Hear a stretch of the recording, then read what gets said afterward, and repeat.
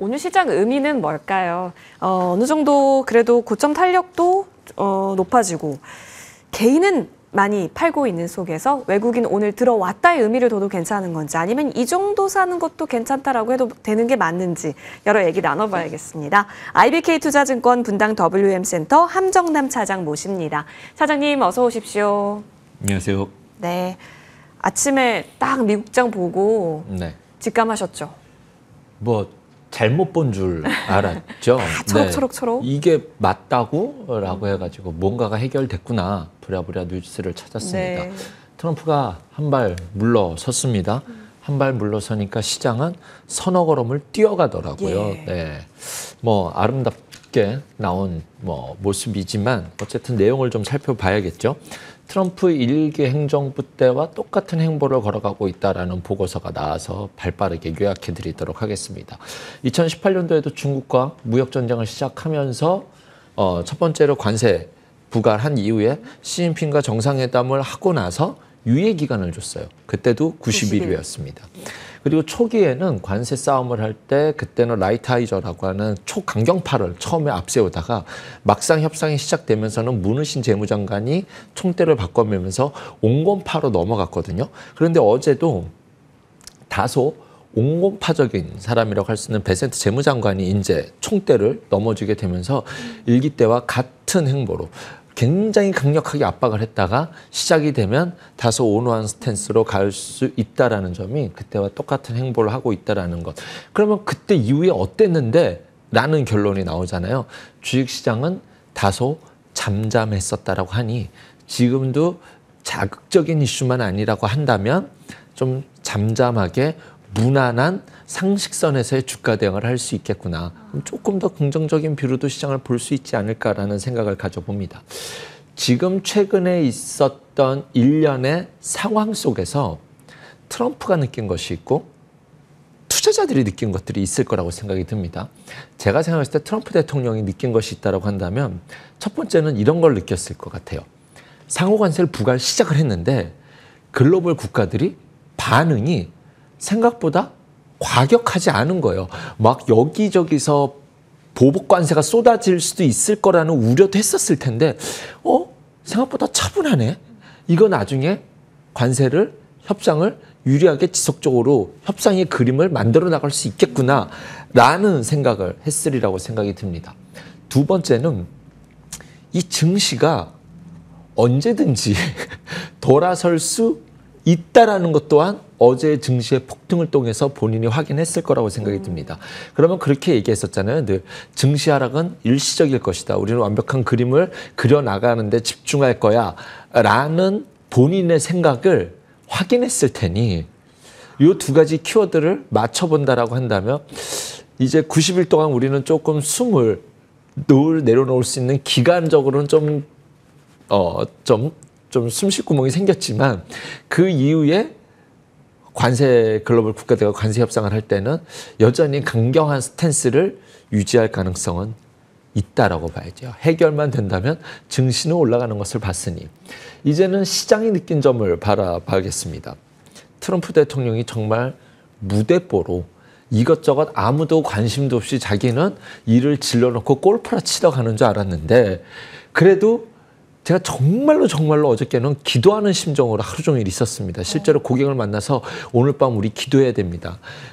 두 번의 하락이 있었을 때 첫 번째는 엔화 발작이 있었고 이번에는 의심은 되는, 확인을 할 수 없지만 의심이 되는 것이 중국의 미국채 매도이지 않을까라는 의심이 있었을 때 이게 채권 시장이 부러지면 어떤 일이 일어날지 모른다. 채권 시장 발작이 일어나면 이때는 연쇄 반응이 일어나서 여기서 더 치고 올라가면 정말로 리스크한 영역으로 이제 손절을 낳는 상황이 나올 수도 있다라는 우려가 있었는데 정말로 다행스럽게도 골프를 치면서도 채권 시장을 바라보고 있다라는 것이 시장 참여자들이 안도를 할 수 있다는 거예요. 아, 진짜 무대뽀가 아니구나. 네네. 진짜 중요한 변수는 보고 있었다라는 점. 그것을 보면서 자존심을 내려놓고 한 발 물러서는 대응을 했다라는 점이 시장이 관세를 이렇게 해서 협상하려고 90을 밀었다는 게 중요한 것이 아니라 채권 시장의 변화를 보고 움직였다는 것이 저는 시장이 안도할 수 있었던 핵심이지 않았나라는 생각이 듭니다. 그러면 여기서 촉발된 관세 싸움에서 촉발된 시스템 리스크는 적어도 막거나 그것에 대응할 수 있는 준비는 하고 있다는 점이 상당히 큰 미국 증시의 반응도 좋았지만 상당히 큰 의미가 있었다고 생각이 듭니다. 그럼 이걸 보면서 중국이 느낀 것도 있을 거라고 생각이 들어요. 관세율 자체는 쌍방으로 치는 거예요. 지금 중국 입장에서 관세는 그렇게 무서운 카드가 아닙니다. 어차피 미국에다 못 판다라고 생각을 해버릴 테니까. 그 외에 다른 통로와 이런 것들을 찾아가는 과정 속에서 트럼프의 약점을 발견했다는 생각이 들어요. 이 미국채를 팔아버리면 트럼프가 반응을 하는구나라는 관세는 앞에서 내대면서 막 이제 짖는 개는 물지 않잖아요. 진짜로 무서운 것은 국채를 건들면 미국의 약점을 발견한 그런 과정이 되지 않았을까라는 생각이 듭니다. 일단은 전체적으로 중국이 싸움은 유리해 보입니다. 이제부터 시장이 그럼 턴을 하려면 뭐가 나와야 되느냐? 라는 것이 이제 질문이 남지 않습니까? 우려로서의 급락을 일단은 수습을 했는데 시장이 완연하게 턴을 하기 위해선 첫 번째는 파월의 금리 인하. 조금 쉽지 않겠죠? 두 번째는 미중의 합의. 지금은 뭐 언감생심 말도 안 되죠. 그러면 감세와 관세가 일단락되는 과정이 이런 조건이 필요하지 않을까라는 생각이 드는데 이 또한 쉽지 않아 보여서 당분간은 기술적 반등이 나온 이후에 눈치 보기 시장이 이어지지 않을까 생각이 듭니다. 맞아요. 베이시드 트레이드 얘기가 낮부터 계속 많이 뭐 이전부터 쭉 나왔었던 건데 글쎄요. 근데 이 관세 전쟁이 사실상 상호 관세 유예도 중국 빼고 다였잖아요. 그러니까 중국과 미국과의 이 갈등은 있는 건데 이 관세 전쟁이 환율 전쟁으로 치달을 수 있다라는 얘기가 있습니다. 중국이 만약에 위안화를 빼뜨리게 한다면 최대 30%까지 뭐 빠지게 할 수 있다 뭐 이런 얘기까지 나오니까 그러면 위안화 연동이 가장 또 세게 받는 쪽은 우리 원화거든요. 좀 공포감이 있어요? 일단은 무자비한 저도 이제 그런 우려를 계속 말씀드렸고 시장에서 나타나니까 너무나 어저께 너무나 두려웠어서 지금 위가 꼬여 있는 상태인데 여기서 더 치고 내려가면은 큰일 난다 이제 뭐 그런 걱정을 했었는데 어쨌든 미국과 중국의 싸움은 격화되고 있습니다. 미국은 중국에게 누적적으로 이제 총 관세율이 125%가 되는 거고 중국도 맞불 작전으로 84% 미국산 모든 제품에 때리기 시작하죠. 그런데 관세를 때렸을 때 위안화를 약세를 시키면 이것을 일정 부분 커버할 수 있다라는 수준까지 그것을 넘어서는 관세율이다라고 첫 번째는 생각이 들고요. 두 번째는 중국이 갖고 있어야 될 카드 중에 하나는 미국과 전쟁했었을 때 미국이 다른 국가들과 동맹하면서 연합작전으로 중국을 압박할 수 있을 가능성도 염두에 둬야 되거든요. 그러면 중국이 버티기 전략을 들어갈 때 버틸 수 있는 것은 내수여야 됩니다. 위안화 약세 카드는 가장 마지막에 써야 됩니다. 최후. 가장 최후의 방법이 돼야 되기 때문에 내수 부양을 해야 되는데 위안화 약세가 된다고 한다면 오히려 역풍을 맞을 수도 있기 때문에 그것을 쉽게 쓸 수는 없다라는 점. 하지만 어제 정말로 이제 채권 쪽 친구들과도 통화도 많이 하면서 이야기를 들었을 때 이렇게 보는 친구도 있더라고요. 그 말이 좀 공감이 되는데 지금 여기서 중국의 내수도 지켜야 되는 상황 속에서 일단은 미국채를 팔아두고 위안화를 본국으로 회귀시키는 나중에 역으로 방어하기 위해서 위안화를 역으로 회귀시켜 놓는 전략도 있을 수 있다는 얘기가 조금 그래도 의미 있게 들리더라고요. 그래서 양쪽의 시나리오를 다 생각해 볼 때 지금 중국이 미국 국채를 매도할 수 있는 것은 일시적으로 맞고 테스트를 했지만 나중에는 어떻게 될지 모르겠습니다만 일단은 단기적으로 일단락됐었고 위안화 공격은 진짜로 위안화 약세 공격은 같이 죽자라는 전략으로서의 마지막 카드가 될 수밖에 없기 때문에 이것 때문에 된다는 것은 이후에 좀 상황을 보면서 대응할 수 있다는 점. 오히려 지금 국채 매도를 하면은 달러 약세 위안화 강세가 나오거든요. 그렇기 때문에 두 가지 문제가 두 가지의 카드가 정반대의 예, 현상을 만들어낼 수 있어요. 위안화 자본에서는. 그런데 우리가 관세에 대응하기 위해서 위안화를 인위적으로 약세 국면으로 가는 것에서는 자국의 내수 부양에게는 역효과, 역풍을 맞을 수 있다라는 점도 염두에 두시고 그냥 지금의 환율 상태에서 중국은 예의주시하고 있다라는 정도로서 좀 우리는 의미를 가져가 볼 수 있지 않을까라는 생각이 듭니다. 어쨌든 둘이 관세로서 치고받고 싸우게 될다고 했었을 때 어쨌든 우리가 수혜를 보는 섹터는 조선 쪽이 좀 긍정적이지 않을까라는 생각이 들고 그다음에 앞으로 좀 더 치고받고 할 때는 히토류가 또 테마가 될 수 있다는 점을 염두에 두셔야 될 것 같습니다. 네. 어게인 2019 얘기가 네. 또 나오는데 오늘 우리 시장에서는 그래도 유예라고 하는 이 단 네. 두 글자에 반응을 합니다. 장 초반 매수 사이드카가 발동이 되면서 불기둥도 뿜어냈는데 차장님 네. 외국인이 돌아오긴 했잖아요. 네. 돌아와서 기쁘다라고 해야 돼요? 아니면 이 정도밖에 안 샀네라고 해야 돼요? 뭐 현물 매수는 안 쉽다 하더라도 어쨌든 선물에서의 매도 포지션은 상당히 과하게 든 부분은 청산이 됐다라는 점.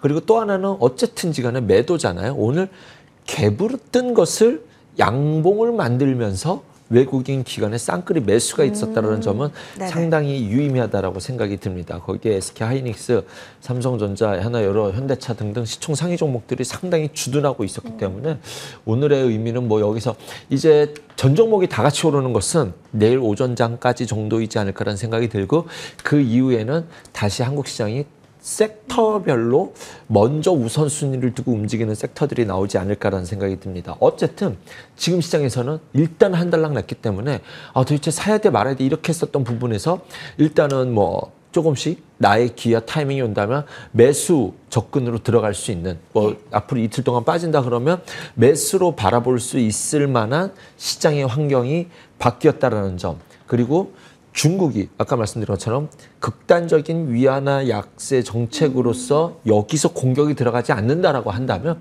지금 시장에서는 오히려 어쨌든 미국이 중국을 때려준다는 것에 대해서는 우리로서는 상당히 수혜를 볼 수 있는 부분도 있다라고 저는 생각이 들거든요. 그렇기 때문에 오늘의 갭상승을 양봉으로 돌았다는 점과 충분히 올라서 시작했었던 장임에도 불구하고 이제 외국인 기관의 매수가 있었다는 점은 일단은 의미 있게 괜찮게 본다. 그래서 앞으로는 종목장이 다시 테마장이 산업 섹터장이 이어질 텐데 그 안에서 나의 뭐 좀 쉬어가는 그림이 나온다고 한다면 충분히 긍정적으로 대응해 볼 수 있다는 생각이 들고 이 말씀을 드릴까 말까 했었는데 2차 전지가 공매도 시작되고 나서 가장 먼저 직격탄을 맞았거든요. 그런데 최근에 있었던 급락장에서는 2차 전지주들이 안 빠졌단 말이에요. 그런데 오늘 반전을 줄 때, 얘네 더는 안 빠지네? 공매도했던 세력이 밀어버리기 아주 좋았던 장이었는데 더는 안 밀리고 있었거든요. 그리고 반등을 줄 때 오늘은 뚜렷한 반등을 주었기 때문에 뭐 지금이 뭐 바닥을 다지기는 쉬우나 추세를 전하기는 어렵다는 이야기는 늘 말씀드리거든요. 2차 전지에서. 그런데 최근에 일어나는 일련의 과정은 조금 의심을 해볼 만하다. 4월 7일부터 있었던 지수 급락장에서 물론 오르지는 못했지만 다른 섹터 대비 상당히 잘 버텼다는 점. 뭐 이미 다 빠졌기 때문에 더 빠질 것이 없었다. 이렇게 말씀할 수도 있겠지만 그만큼 매도를 할 세력의 의지가 주가를 밀어버릴 의지는 없었다는 뜻이거든요. 그런데 장 좋을 때 빠르게 돌아섰다는 것은 2차 전지에 대해서 바닥 논리에 대해서는 한번 제가 삼성전자 바닥 논리 할 때 뭐라고 얘기했냐면 전 국민이 삼성전자 나쁜 걸 다 안다라고 그랬거든요. 2차 전지 나쁜 걸 전 국민이 다 알고 있는 상황이기 때문에 오히려 이럴 때 역박살정으로 오늘 2차 전지가 많이 못 오를 거라고 생각을 했었는데 다른 시장 대비해서 그런데 시장에 거의 뭐 10%씩 다 올라갔던 주도권이 잡고 있기 때문에 그 시그널이 조금 최근의 시장에서 가장 특이한 섹터는 2차 전지였다는 점도 염두에 두셔야 될 것 같습니다. 맞습니다. 사실 시가가 높았던 쪽이 오히려 반도체였고요. 장 후로 갈수록 계속해서 플러스를 만들어줬던 쪽이 맞아요. 2차 전지였다라는 점에서 여러분 특이점 한번 챙겨보셔도 좋겠습니다. 차장님, 진짜 뭐 니케이도 오르고 대만 가건도 다시 튀어오르고 코스피 코스닥도 장중 고점에서 종가 형성합니다. 그러면 어쨌든 다 올랐다라는 거거든요. 네, 다 올랐죠. 뭘 더 열심히 봐야 돼요? 글쎄요. 이제 어쨌든 지금까지는 이 미국의 큰 시세는 하드웨어가 만들어냈고 소프트웨어로 바뀌는 과정 속에서 증시가 얻어맞은 거였잖아요. 조정론이었잖아요. 그런데 더 갈 수 있었는데 얻어맞은 것이 소프트웨어 쪽이지 않을까라는 생각이 들어서 물론 엔비디아가 급등도 했지만 엔비디아 오른 만큼 팔란티어도 올랐다는 것을 염두에 두셔서 그리고 또 하나는 저는 우리나라가 다음 정권이 어디서 들어설지는 모르겠습니다만 인공지능 소프트웨어 관련돼서 적극적인 지원 정책에 저는 나와야 된다고 생각을 해요. 네. 우리나라가 인공지능과 소프트웨어 관련된 것을 기업에다 투영시키는 것이 중국을 못 쫓아갑니다, 지금. 중국이 압도적으로 우위에 있어요. 로봇이라든가. 그래서 이런 부분에 대해서 정부 정책으로 지원을 해야 되는 섹터일 거다라는 생각, 그렇게 됐으면 좋겠다는 생각이 들고, 이건 뭐 제 바람이기도 하고 실제로 이런 얘기가 나오고 있기도 하죠. 그 다음에는 주가가 좀 충분히 조정을 줄 만큼 주었다라는 점. 그래서 관련돼서 뭐 소형주들은 다들 아실 거고 큰 덩치 큰 종목 중에서는 더 좋은 비주얼 엠노, 카페24가 있다라는 점. 두 번째는 뭐 오늘 예상은 했지만 오늘 강하게 움직인 종목들이 전력 설비 쪽이거든요. 맞아요. 실적이 탄탄한 부분을 뒷받침하겠다는 것과 쉴 만큼 쉬었을 때 반도체가 갈 때 이쪽 미국 지수가 갈 때 함께 갈 수 있는 섹터가 이쪽이라고 생각이 듭니다. HD 현대일렉, 그다음에 뭐 산일전기, 제일일렉트릭, 일진전기 이런 종목들도 반도체 이런 것들과 함께 지수 반등의 중심에 있었던 지수 상승의 중심에 있었던 섹터라는 점도 한번 염두에 두셨으면 좋겠습니다라고 말씀드리겠습니다. 알겠습니다. 전력 설비, AI 소프트웨어단에 있어서는 추가 움직임을 어떻게 만들어내는지 좀 보셔야 될 것 같습니다. 그리고 시장도 오늘 이후에 또 자고 일어났더니 계속해서 연속 흐름을 보일까, 이 부분도 체크 포인트가 될 것 같고요. 오늘 장도 정말 고생 많이 하셨습니다. 당분간 변동을 열어놔야 할 수도 있지 모르겠으나 사장님과 함께 매수의 우호적인 환경은 어느 정도 세팅이 되고 있다는 점 캐치하시길 바라면서 분당 WM센터 IBK 투자증권 함정남 사장과 함께했습니다. 저희는 여기서 물러납니다. 시청해주신 여러분 고맙습니다.